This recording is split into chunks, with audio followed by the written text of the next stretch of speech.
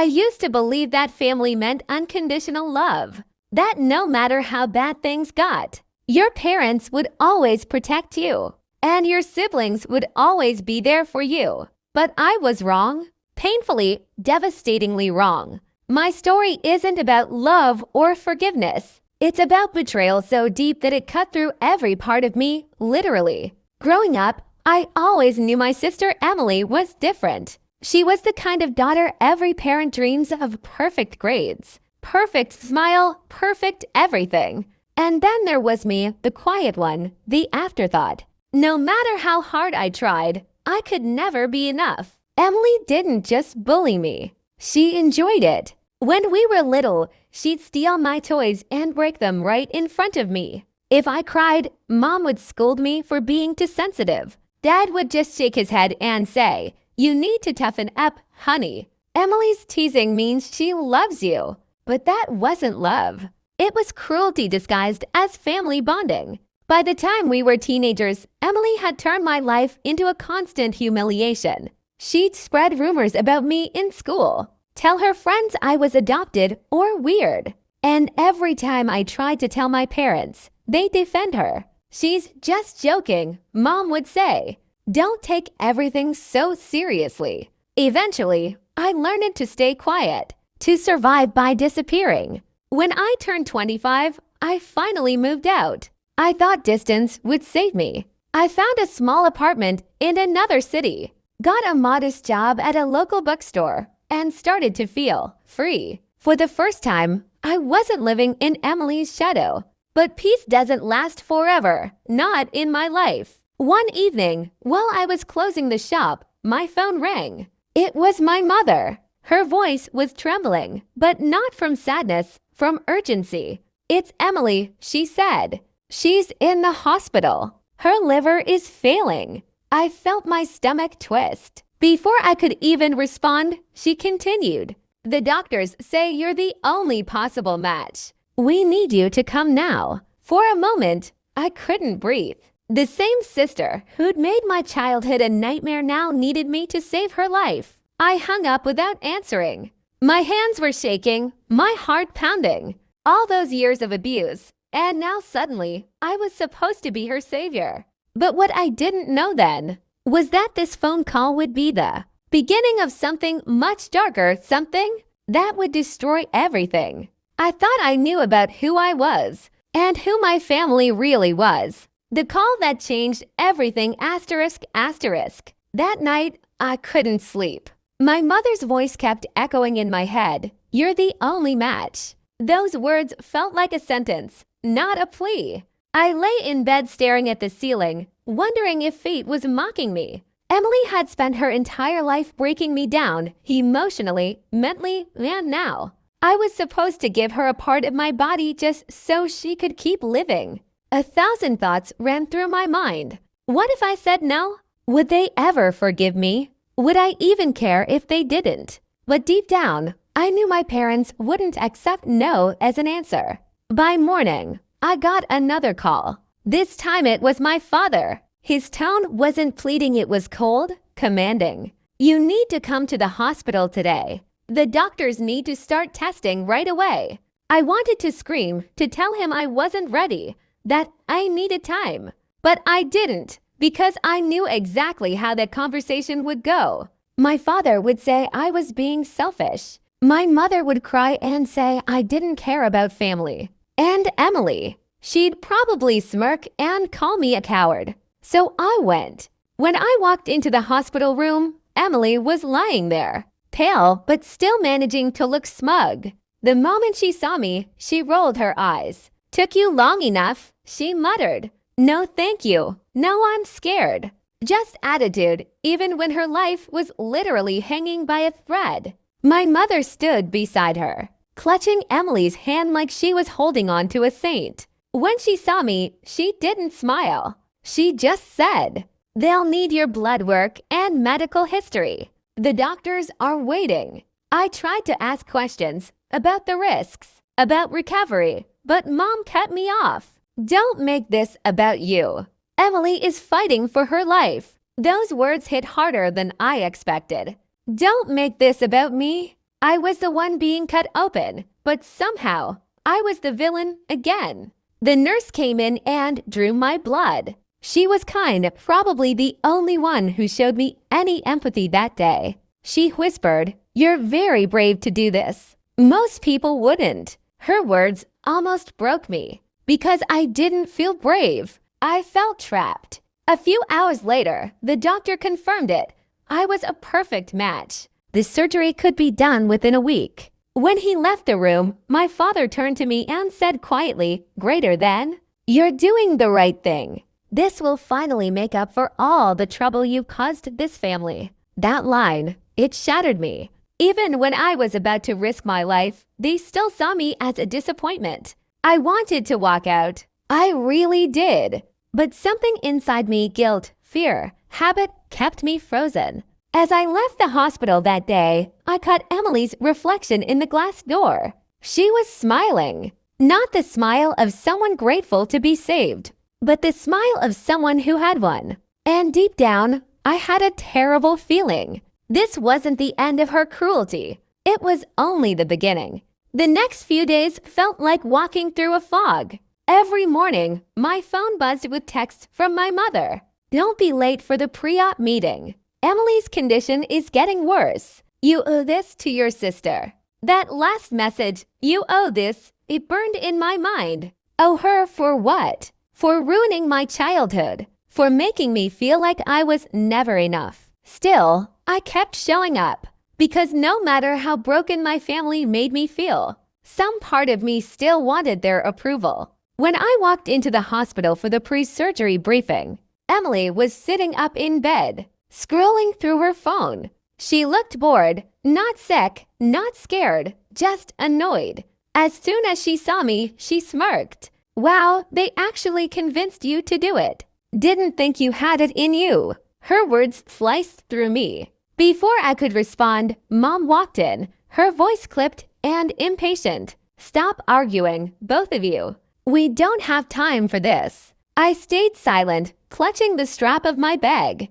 The surgeon came in soon after, Dr. Patel, a calm, middle-aged man with kind eyes. He explained the risks, infection, long recovery, potential complications. He made sure I understood that this was my choice. But before I could even open my mouth, my father spoke, greater than, "She's agreed. We'll sign whatever you need."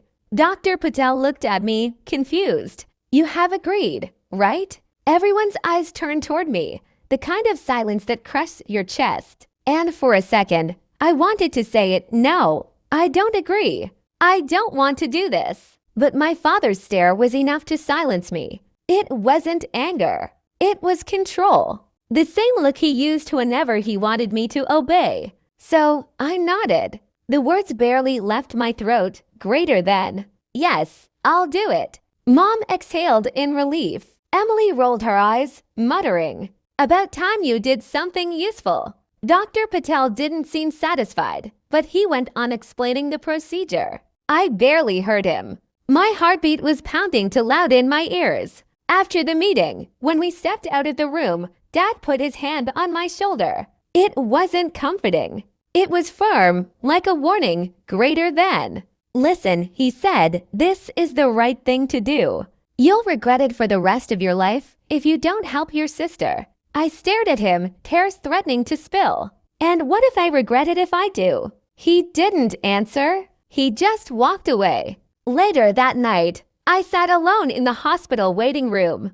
The fluorescent lights buzzed above me, and the smell of antiseptic made me nauseous. My mind was spinning, not from fear of the surgery, but from something else, something darker. For years, I'd been told that Emily and I were opposites, but still sisters by blood. Yet sometimes, when I looked at her, her sharp features, her cold blue eyes, I saw nothing of myself. We didn't even look related.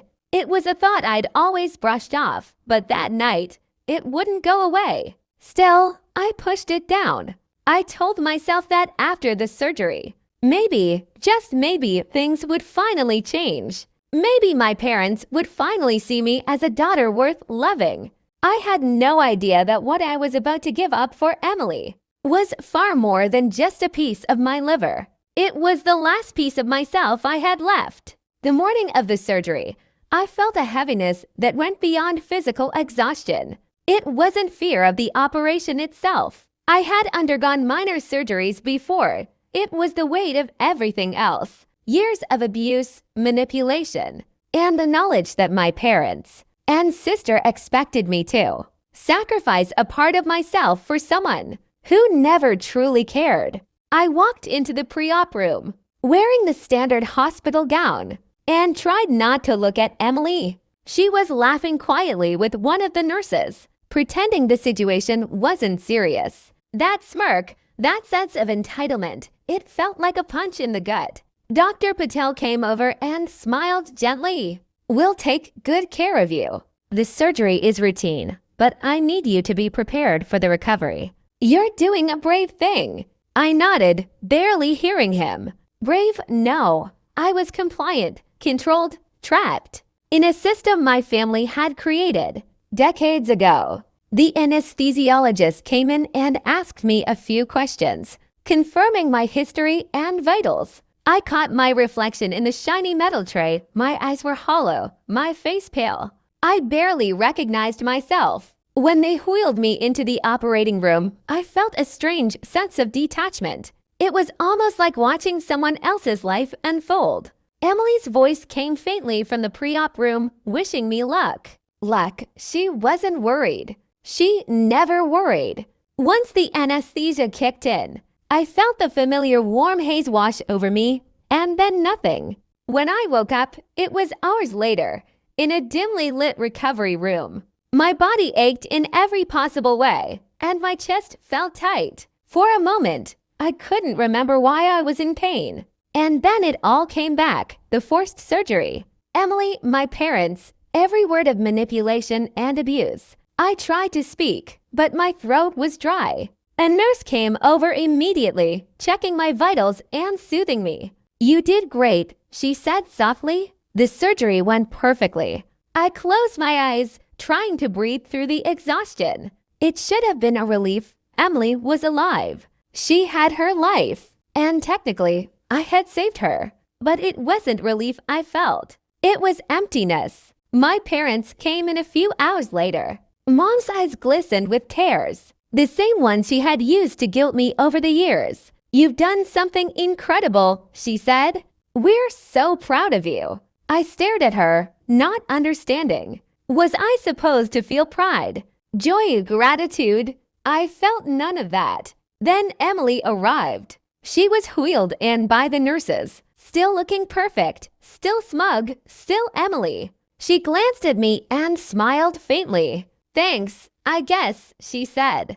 Then she looked at Mom and Dad. "Can we go home now?" It hit me like a knife, even after everything. Even after the sacrifice, she didn't care about me. She never had. As the hours passed, I lay in my hospital bed, staring at the ceiling. Every nerve in my body screamed, not from pain, but from the betrayal that was etched into my very bones. And that's when a thought crept in, a thought I had pushed aside for years. What if Emily and I weren't really sisters? At first, it seemed impossible. But then I remembered the differences that had always separated us, the subtle disconnections, the way our blood types never seemed to match family records, the way my instincts had always screamed that something was off. I didn't know it yet, but the surgery wasn't the only thing that was going to expose the truth. There was something far darker waiting for me, a revelation that would shatter my entire family.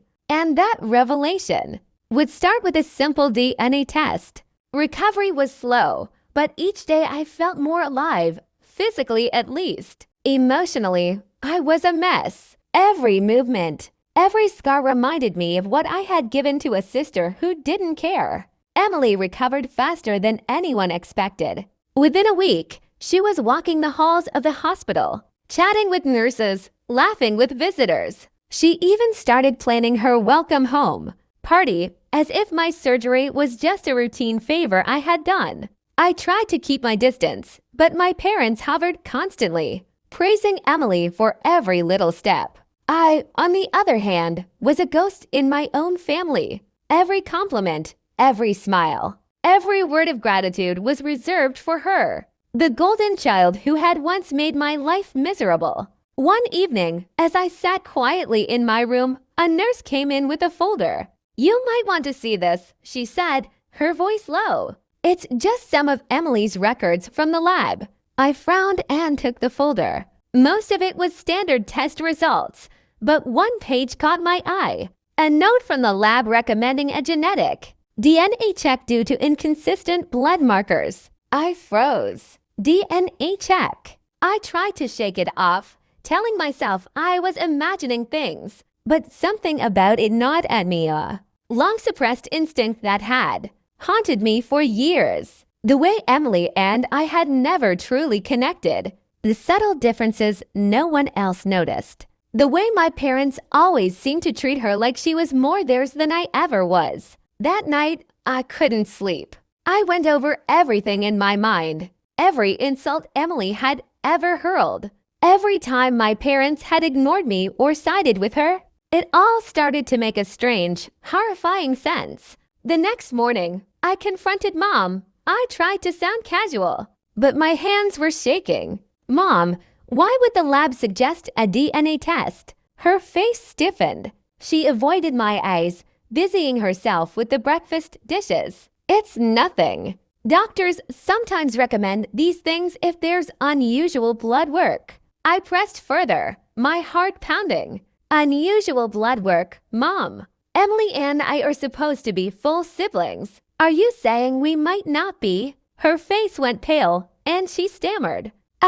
It's complicated. You don't need to worry about it right now." That was it. No reassurance, no explanation, just silence and an abrupt change of subject. But I couldn't let it go. Something in me shifted that day.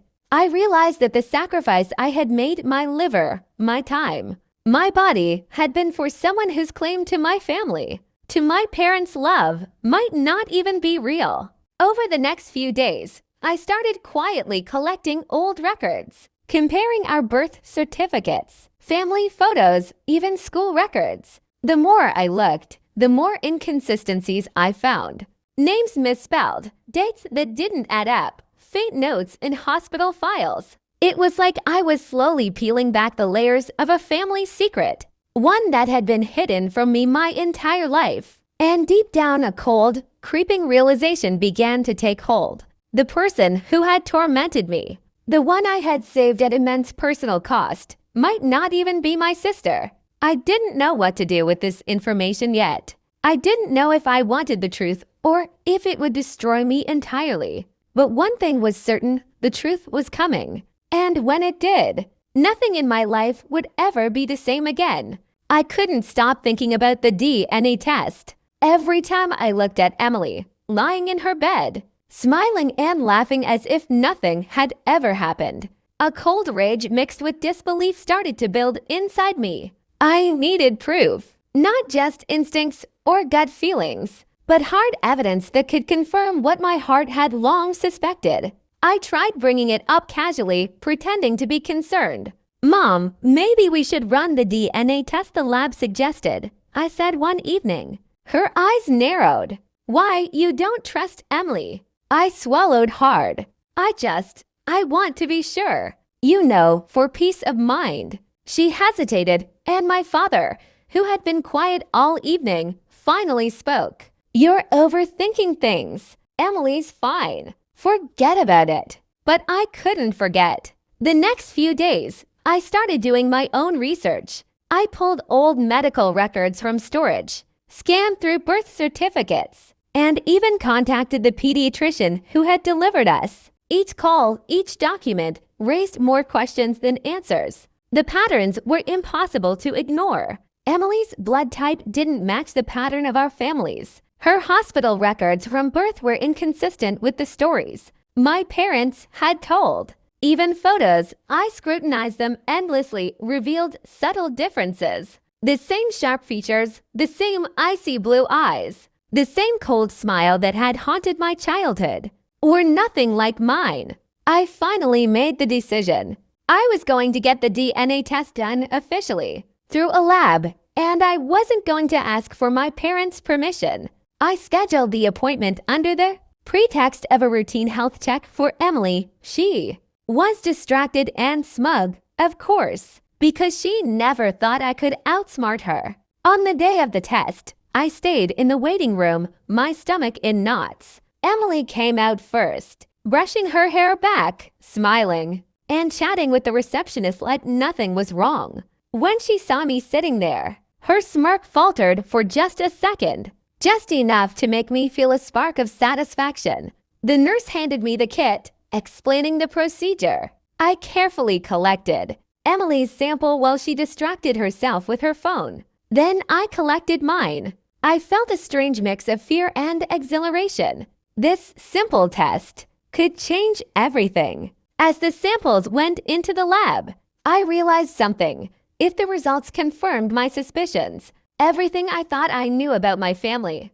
about Emily, about my parents, even about myself, would crumble. I tried to imagine the confrontation. Would I scream? Would I cry? Would I finally have the courage to call them out for everything they'd done?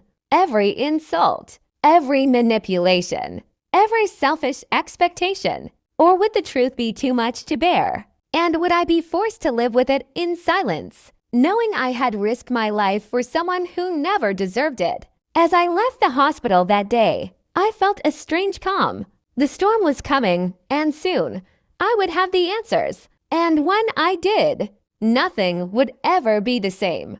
A week passed. Each day felt heavier than the last, like the air around me was filled with a quiet tension I couldn't shake. Emily was back home now, laughing with friends, flaunting her recovery, as if the surgery had been nothing more than a routine favor. Meanwhile, I sat in my apartment, staring at my phone, waiting for the lab to call. When the call finally came, my hands were shaking so badly I could barely hold it. "Hello, this is Dr. Reynolds from the lab. We have the DNA test results for the samples you submitted." I barely breathed. Yes, please, tell me." "The results indicate that the two of you do not share the same parentage. Biologically, you are not related." Time froze. The words echoed in my mind over and over, "not related." I sank into the chair, my chest tightening. All the years of abuse, manipulation, and forced loyalty. All the sacrifices I had made. And it had all been for someone who was not even my sister. My thoughts spiraled. Mom and Dad had always treated Emily like the golden child, the favored daughter, the one worth celebrating, the one worth saving at any cost. Now I realized the reason why. Because Emily was, in a very real sense, never mine. Never truly mine to love, never truly mine to hate, but always theirs. I thought back to the liver donation, how my parents had forced me into it, how they had made me feel guilty, selfish, ungrateful, how Emily had smirked, laughed, and expected it all without a shred of thanks. And suddenly, the weight of it all became unbearable. I knew what I had to do. This wasn't just about a test or a revelation. This was about reclaiming myself, my dignity, my life, my sense of worth. I didn't confront my parents immediately. Instead, I started gathering evidence quietly. Birth certificates, medical records, old letters, even photographs from my childhood. Every piece I collected reinforced the truth. Emily was not my sister. And my parents had lied for years to manipulate me. But I also knew I needed to be careful. If I confronted them too soon, they would deny everything, gaslight me, twist the story, and make me question my own sanity. I needed proof, undeniable proof. And that's when I started thinking about the next step, revenge. Not violent revenge, not petty, childish revenge, but smart, calculated revenge. The kind that would expose the lies, shatter their illusions of control, and finally give me the power I had never had. For the first time in my life, I felt a sense of clarity, a sense of purpose. Emily had thrived on my obedience, my sacrifices, my compliance. But now, the tables were about to turn. I tucked the test results into a folder and stared at the ceiling. A cold, quiet determination settled over me. I would not let them get away with years of lies and abuse. And I would make sure Emily, the so-called golden child, understood exactly what it meant to underestimate me. The game had begun. For the first time in years, I slept with my eyes open. Only this time it wasn't fear that kept me awake. It was plotting. The DNA results had done more than prove a fact. They gave me permission. Permission to stop being the family doormat. Permission to make them feel the same helplessness I'd felt for decades. I started small and quiet, like someone pulling a thread until the whole sweater unravels. First, make the DNA result undeniable. The lab call had been clinical and official, but I wanted the paper trail an authenticated report, sealed and signed, so my parents couldn't simply wave it away as a mistake. I scheduled an appointment to pick up the certified documents and paid for expedited courier delivery. No emotion, just logistics. No one could argue with an official lab certificate. Next, I needed context. The DNA was the spark. The backstory would be the fuel. I spent nights rifling through old boxes, school forms, vaccination records, birthday cards, anything. I photographed everything with my phone, timestamped each image, and cataloged discrepancies, inconsistent birth weights, differing pediatrician names, and handwriting on forms that didn't match my parents' signatures. It felt like archaeology, digging through a life that had been carefully staged for decades. I also reached out to two people I hadn't considered in years. The first was Dr. Morales, the retired pediatrician my mother had once bragged about knowing. He answered on the third ring, surprised, but not unkind. When I explained I was doing some family research, he asked me to come by. He still had old charts in a storage room, charts that mentioned a maternal complication and a notation about an infant transferred from another hospital. It wasn't definitive proof, but it was the kind of official, contextual note that would line up with the lab results. The second person was Aunt Claire, my mother's estranged sister, who had always been oddly protective of me. She'd hinted at family secrets when I was a kid, then clammed up when my parents came around. I drove to her apartment late one evening and told her the truth I now had. She cried, then handed me an old letter she'd kept, a half-confession from my mother, written in a shaky hand after a fall long ago, filled with fearful excuses and references to arrangements made to protect the family name. Claire's voice shook when she said, "I never could say anything. Not then, but if you have proof, you must use it. Evidence in hand, certified DNA, medical notes." The letter I began to build a narrative that couldn't be gaslit away. But evidence alone isn't revenge, timing is. I needed to stage the reveal in a place where the humiliation and consequences would be public and inescapable. An intimate family dinner would be too easy to control. A social media post could be dismissed as drama. So I chose something they'd all be forced to face. The next family picnic at the community center, the one where neighbors, relatives, and the church group would be there. Mom loved these little parades of perfection. I rehearsed how I would play it. I'd be calm. I'd be the wounded, grateful daughter until the right moment. Then I'd produce the document packet, hand it to the pastor who had officiated at every family celebration, and ask him to read it aloud. I imagined the hush, the stifled gasps, the way my parents would scramble to control the narrative and fail. I imagined Emily's face when she realized that her golden crown was built on a lie. But I didn't want the reveal to be just emotional. I wanted practical consequences. So before the picnic, I scheduled a consultation with a lawyer who specialized in family fraud and inheritance law. If the documents proved that my parents had falsified records, if they had misrepresented Emily's status for financial or social gain, there could be legal fallout. Not revenge for the sake of cruelty, but a way to strip away the privileges they'd hoarded while I suffered. When I laid out the plan to Aunt Claire, she squeezed my hand and said,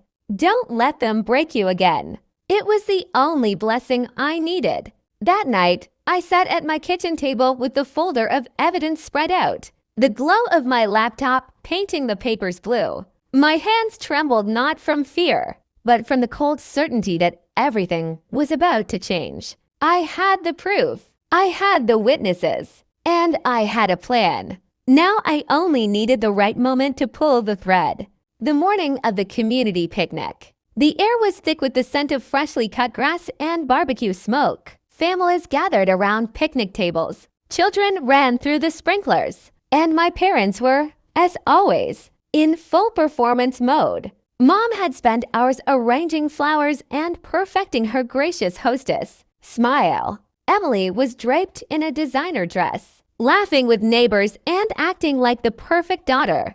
I walked in quietly, carrying the folder of DNA results, medical records, and Aunt Claire's letter. I felt calm, detached even, like I was about to stage a play where I already knew the ending. For a moment, I just observed my parents chatting with friends, smiling, nodding, patting each other on the back for the perfect family image, and Emily strutting like she owned the world, completely unaware of the storm about to hit. I approached my mother under the guise of asking for help with the picnic decorations. She smiled warmly, her hands brushing mine, and I felt a pang of something: anger, sadness, disbelief. All the years of manipulation, of abuse, all the sacrifices I'd made. And here she was, calm, smiling, acting as if nothing mattered. Then I saw the pastor, the one who had officiated countless family events. He was chatting with a neighbor near the pavilion. I knew this was my moment.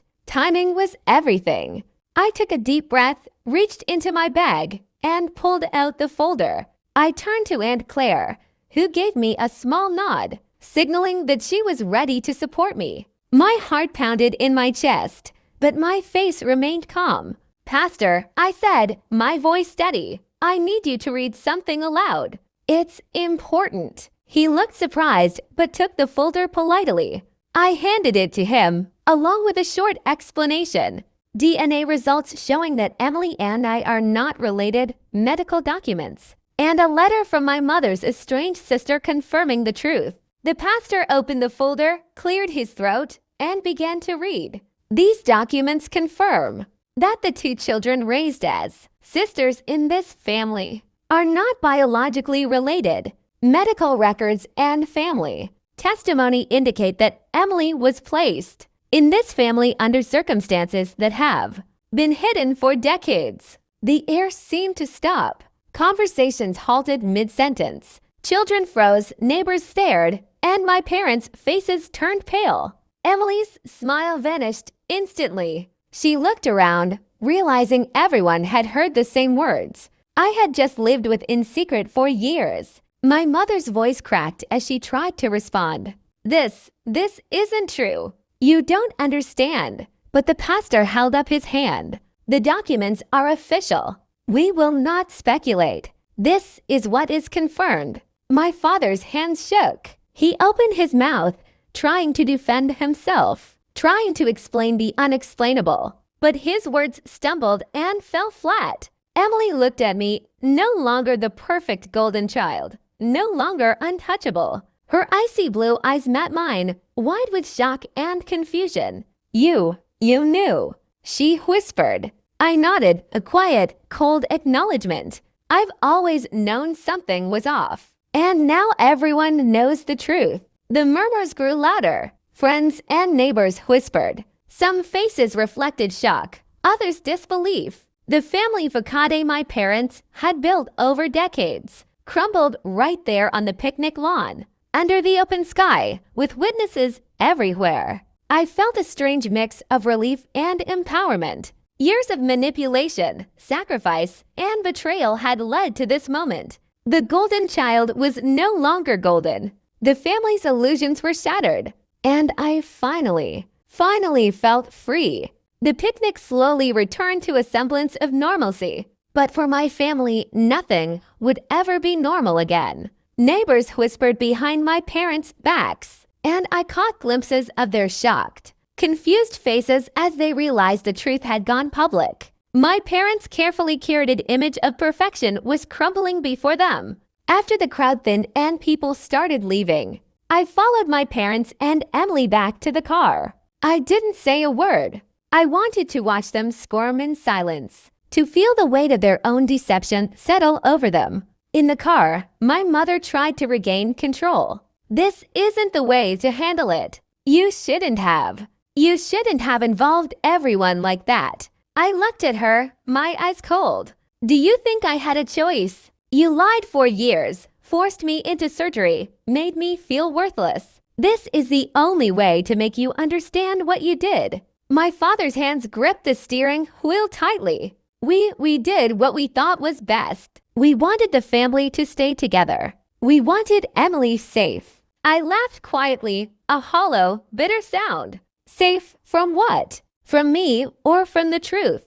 Emily sat in the back seat, silent, her face pale. For the first time, I saw vulnerability flicker across her features, the mask of superiority slipping, revealing confusion, fear, and an unfamiliar sense of loss. Over the next few days, the tension escalated. My parents avoided me at home, whispering in corners, glaring at Emily as if she were the cause of all their shame. But Emily couldn't escape me. Every glance I gave her reminded her of the secret I now held in plain sight. I started receiving messages from distant relatives and friends who had attended the picnic. Some were sympathetic, offering support and condolences. Others were judgmental, questioning how a family secret could be allowed to surface in public. But I didn't care. The truth had to come out. At night, I reviewed the documents again, tracing the threads of lies my parents had spun over decades. Birth certificates, letters, medical notes all pointed to one undeniable conclusion. Emily was never my sister. And every decision, every act of favoritism, every cruel comment had been part of a larger manipulation I had been forced to endure. Emily started avoiding me, but not out of fear, out of confusion. She didn't know how to respond to the loss of her golden status, to the revelation that she had never truly belonged in the family she had taken for granted. I watched her struggle, a strange satisfaction mingling with guilt. I hadn't wished harm on her, but she needed to understand the consequences of a life built on deception. Meanwhile, my parents' behavior grew more erratic. They tried to manipulate the narrative again, attempting to rewrite history, blaming me for public embarrassment and claiming I had misunderstood the situation. But the documents were irrefutable. There was no turning back. And through it all, I realized something. The years of abuse, the forced sacrifice, the humiliation, they had hardened me. I was no longer the timid, compliant child who followed orders. I had a voice now, and I was no longer afraid to use it. Something deep inside me whispered, this was only the beginning. The golden child was losing her crown. My parents were losing their control, and I was finally finding my power.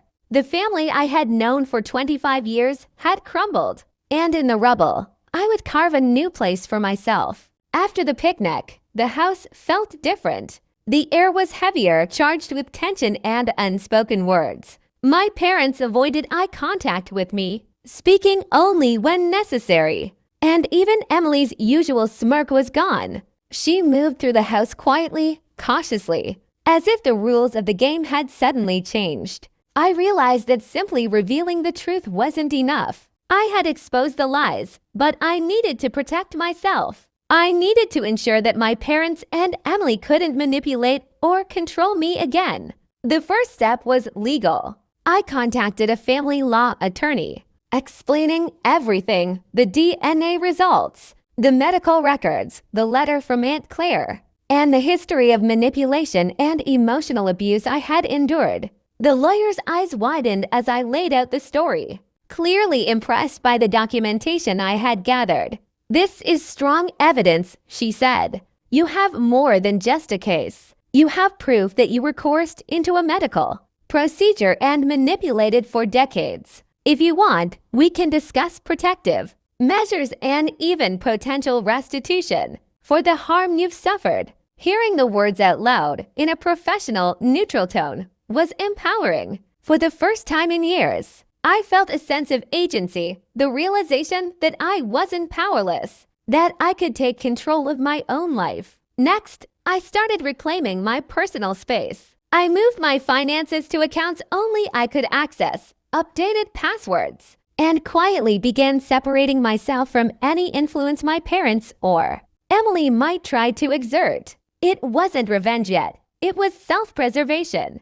Emily, for her part, began testing the boundaries. She would try subtle manipulations, comments about my appearance, snide remarks about the surgery, passive-aggressive questions about the picnic incident. I didn't react. I had learned the hard way that any emotional response was fuel for her. I stayed calm, collected, and silent, letting her unravel in front of me without lifting a finger. The real satisfaction came when Mom tried to guilt me. "We only did what we thought was best for you both," she said one evening, her voice trembling. "Why can't you forgive us?" I looked at her, my expression neutral but firm. Forgiveness doesn't erase what happened. It doesn't erase years of lies or the sacrifices I was forced to make. And it doesn't mean you can control me anymore. Her face went pale. She realized, perhaps for the first time, that the old power she held over me was gone.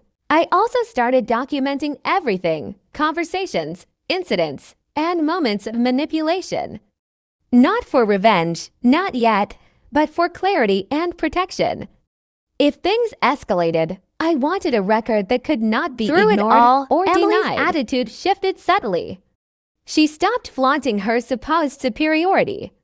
Her smirks were rare, her laughs more guarded. I watched quietly, knowing the truth had finally hit her. She had lost her unearned advantage, and for the first time, she seemed uncertain. I realized that empowerment wasn't about making them suffer. It was about reclaiming my life. The golden child's crown was gone, my parents' control had weakened, and I finally felt free. And yet, I knew the story wasn't over. The next steps would require careful strategy, patience, and resolve. The family that had tormented me for decades was vulnerable now, and I had the power to shape the future on my terms. For the first time, I wasn't just surviving, I was leading.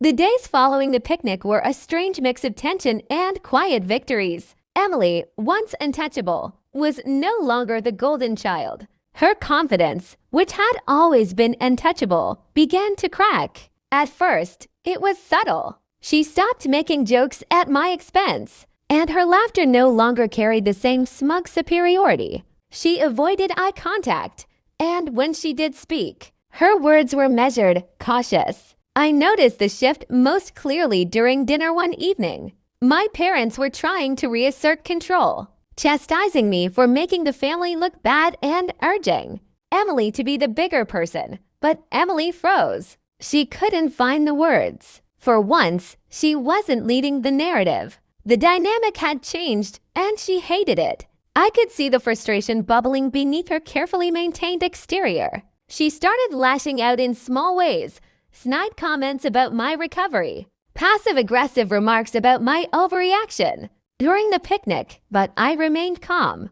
I no longer reacted to her provocations. Every attempt she made to manipulate me failed, and it was clear she noticed. Her frustration grew. I caught her glaring at me when she thought I wasn't looking. And once, I overheard her mutter, "This isn't fair. It's not supposed to be like this." Fair, that word echoed in my mind. I had spent years enduring unfairness, the favoritism, the emotional abuse, the pressure to sacrifice myself. And now, for the first time, the scales were tipping. My parents, meanwhile, were struggling in their own way. Mom, who had once commanded the household with quiet authority, seemed unsettled, constantly second-guessing herself. Dad tried to assert dominance, but even he seemed unsure of how to respond. Every conversation, every interaction, carried the weight of the truth I had revealed. I started documenting Emily's reactions,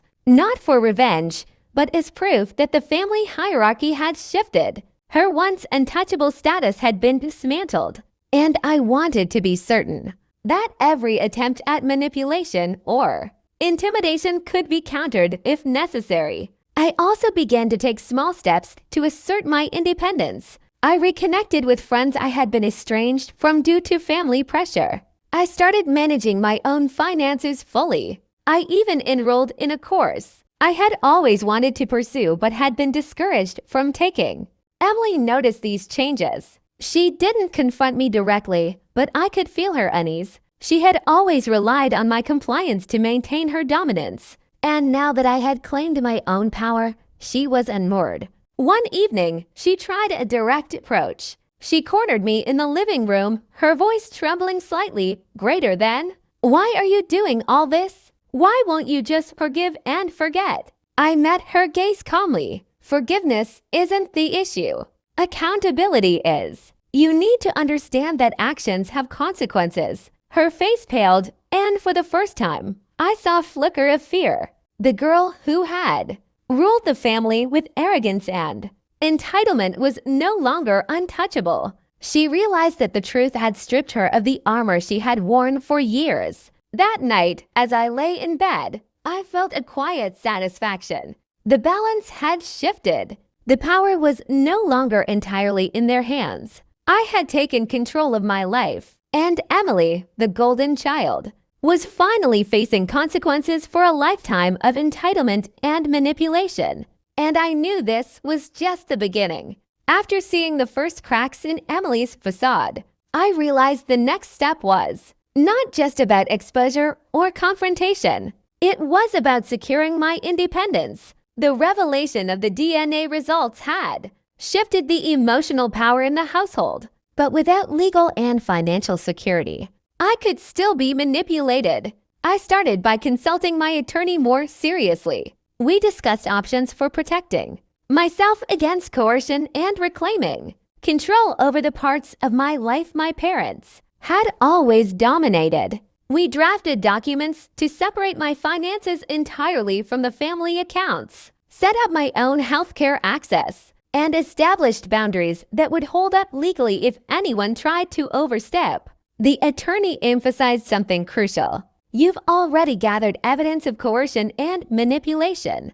That's a strong foundation. With these legal steps, you're not just protecting yourself. You're sending a message that the old rules no longer apply. I felt a surge of relief. For the first time, I wasn't just emotionally reclaiming myself, I was formally, legally asserting my autonomy. At home, I began enforcing boundaries. Small things at first. I stopped answering Emily's passive-aggressive texts immediately. I refused to discuss family matters unless necessary. I started saying no to requests that felt manipulative, even if it meant tension at the dinner table. Each act of resistance, though small, felt monumental. Emily noticed the subtle shifts in my behavior threw her off balance. She would try to bait me with sarcastic comments about my sudden assertiveness or criticize me for being distant, but I stayed calm, consistent,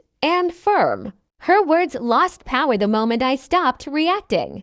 My parents, meanwhile, were floundering. Mom tried to guilt me, reminding me of the liver surgery and claiming I had no right to change the rules. Dad tried to negotiate, suggesting compromises that would subtly maintain their influence. I calmly reminded them of the legal documents I had prepared, the evidence I possessed, and the steps I had taken to assert control. Their arguments became weak and faltering. Their authority diminished. I also started rebuilding my own life outside the family. I reconnected with friends, joined a local community group, and even pursued an online course I had always wanted but was discouraged from taking. Each accomplishment, however small, strengthened my confidence and reminded me that I didn't need my parents' approval to define my worth. Emily's behavior continued to shift in response. The once dominant golden child began acting cautious, hesitant, and self-conscious. She realized that her usual tactics, charm, manipulation, Entitlement no longer guaranteed her influence over me.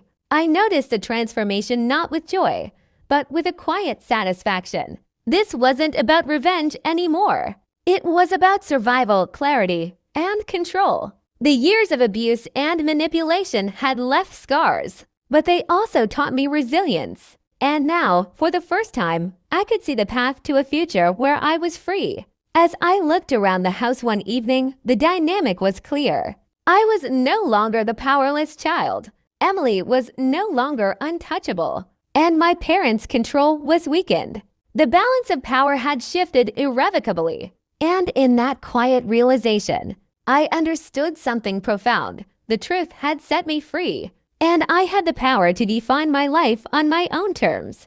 The shift in the household dynamic was no longer subtle. Emily, once untouchable and confident, began showing signs of genuine vulnerability. She had always relied on my compliance to maintain her position, and now that I had claimed my autonomy, her entire sense of control was crumbling.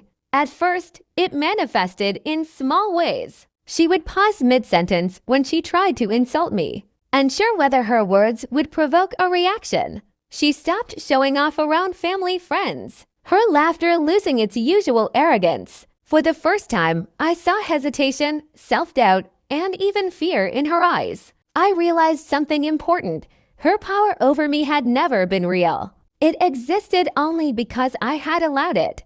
Once I stopped giving it to her, she began to unravel. One evening, she confronted me directly, her voice trembling more than I had ever heard it. "Why are you doing this? Why won't you just forgive and forget? Can't we just go back to how things were?" I looked at her calmly, my voice firm but composed. "Things aren't going back. They can't, not after years of lies, manipulation, and abuse. I've taken back control of my life, and you need to understand that." Her eyes filled with tears, though she quickly blinked them away. "But I never asked for any of this. Why are you making it so complicated?" I shook my head gently. "It's not about making it complicated. It's about accountability. You've lived your life believing you were untouchable, that nothing would ever challenge you. But now the truth has come out, and you need to face the consequences." Emily didn't respond. She looked down at the floor, a rare glimpse of the person she could have been: insecure, uncertain, and human. Meanwhile, my parents were struggling silently. Mom tried to maintain her usual authority, but every word seemed weaker, less certain. Dad attempted to regain control by mediating between us, but even he realized that the balance had shifted. My independence and Emily's vulnerability left them floundering. I began to notice subtle changes in Emily's behavior over the next few weeks. She stopped trying to manipulate conversations, her usual attempts at emotional blackmail falling flat. She became quieter, more cautious, and even started questioning her own actions. I could see that the realization of her vulnerability was slowly sinking in. A realization that she had never truly been safe, secure, or in control. For the first time, I felt a sense of calm. The fear and anxiety that had defined my relationship with Emily for years had begun to fade. She was no longer untouchable. My parents' illusions of control had been exposed. I could finally operate in a household where my voice mattered, where my choices were respected, and where my past sacrifices were recognized for what they truly were. This period of reflection allowed me to solidify my boundaries further. I maintained distance when necessary, enforced personal space, and continued asserting my independence in ways that were firm but fair. Every day, the power I had claimed grew stronger, and the household hierarchy slowly redefined itself. By the end of the month, Emily's vulnerability had transformed our interactions. She no longer dominated the household with arrogance. She was cautious, thoughtful, and aware that her actions had consequences. And while she was still my sister in the eyes of my parents, the power she once held over me was gone forever. I realized then that true empowerment wasn't about destroying someone else. It was about reclaiming yourself, setting boundaries, and demanding respect, and I had finally achieved that. With the household dynamic finally shifting, I realized it was time to focus on my own life. For years, I had been defined by my role in the family, the obedient daughter, the caregiver, the one expected to sacrifice endlessly. Now I could finally carve out a future that was truly mine. The first step was physical and emotional distance. I began spending more time outside the house, reconnecting with friends I had long neglected. I joined a local community group, started exercising regularly, and explored hobbies that had been discouraged by my parents. Each activity was a reminder that I was reclaiming not just my space, but my identity. Next, I took charge of my finances. I opened independent accounts, invested in a small personal savings plan, and reviewed any shared family assets to ensure they were beyond manipulation. Financial autonomy, I realized, was as important as emotional autonomy. I didn't want to be vulnerable to anyone, not my parents, not Emily, not even circumstance. The legal groundwork I had started earlier continued to provide security. My attorney ensured that any attempt by my parents or Emily to coerce me was documented and could be legally challenged. This layer of protection allowed me to move freely without fear of manipulation, guilt, or pressure. Emily, meanwhile, had become noticeably more cautious. She no longer flaunted her supposed superiority, and her attempts at subtle manipulation were easily deflected. I noticed her hesitating before speaking, measuring every word, as if realizing that the world she had taken for granted was no longer in her control. My parents' behavior also continued to shift. Mom tried to maintain authority, but her voice no longer carried the power it once did. Dad attempted to mediate, but every word he spoke revealed the cracks in the facade they had built for decades. Their authority had been permanently weakened, and they knew it. I also focused on healing emotionally. Therapy sessions helped me process years of resentment, guilt, and frustration. I began to understand that my worth was not tied to compliance or sacrifice. I started journaling my thoughts, identifying patterns of manipulation, and reinforcing the lessons I had learned through my experiences. Socially, I rebuilt bridges I had previously avoided. Friends and mentors who had been sidelined or ignored became part of my life again. These connections reminded me that support and understanding exist outside the family I had always known. With each passing day, I grew stronger. My voice, once silenced by fear and manipulation, became confident and clear. My decisions, once dictated by others, were now fully my own. And the freedom, emotional, social, financial, and legal, was intoxicating. By the end of the month, I realized something profound. The past had shaped me. Yes, but it no longer controlled me. I had reclaimed my power, rewritten my boundaries, and begun building a life of independence and dignity. Emily and my parents could no longer dictate the terms of my existence. I finally understood that true liberation comes not from revenge or punishment, but from self-empowerment, clarity, and control. And with that realization, I felt ready to step fully into a life that belonged only to me, free from manipulation, free from fear, and free from the shadows of the past. The weeks that followed felt surreal. The household, once a battlefield of manipulation, entitlement, and control, had finally shifted. I had claimed my independence, reclaimed my power, and exposed the truths that had been hidden for decades. Emily's arrogance had dissolved into cautious vulnerability, and my parents' authority had been permanently diminished. But something still lingered, the need for closure. I realized that freedom wasn't just about asserting boundaries or exposing lies. It was about confronting the past and finally letting go. I invited my parents and Emily to sit down with me one evening. The tension in the room was palpable. Emily's gaze flickered nervously, and my parents avoided eye contact. I didn't raise my voice, didn't make threats. I simply spoke, calm and firm. The past is clear. The truth has been revealed. Emily is not my sister biologically. Years of manipulation, control, and abuse have been exposed. I am no longer a child who can be coerced, guilted, or used. Mom's face twisted in anger, then shame. You're being harsh. You're tearing the family apart. I shook my head. No, I'm rebuilding it, but on my terms. I've spent years sacrificing, hiding, and obeying. That ends now. I will no longer participate in lies or manipulation. Emily remained silent, staring at her hands. For the first time, I saw the weight of her actions reflected in her own consciousness. The arrogance, the entitlement, the unchecked dominance that had governed her behavior for years. I continued. I forgive the past, but I cannot forget it. And I will not let anyone compromise my life, my choices, or my future. This is not about revenge. This is about truth, boundaries, and respect. Silence followed.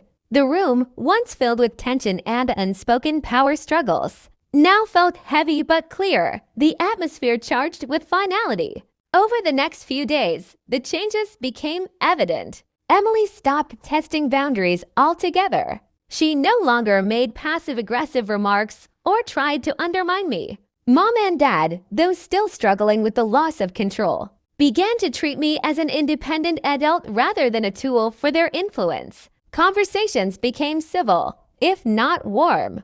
I focused on my own life, pursuing opportunities I had postponed for years, nurturing friendships, and establishing routines that reinforced my autonomy. The legal protections I had put in place provided a safety net, allowing me to act with confidence and without fear. And through it all, I realized the most important truth: freedom and empowerment come from reclaiming yourself, not punishing others. Emily's vulnerability. My parents' diminished authority.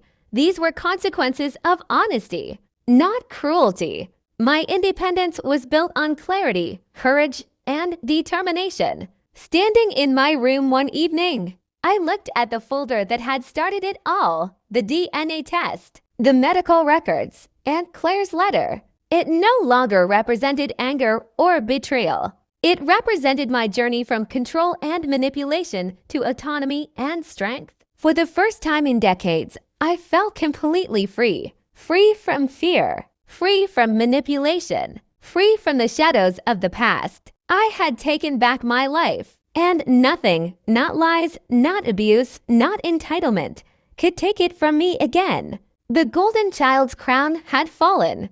The family's illusions had been shattered, and I had emerged not just unbroken, but empowered. This was my story, my truth, my freedom.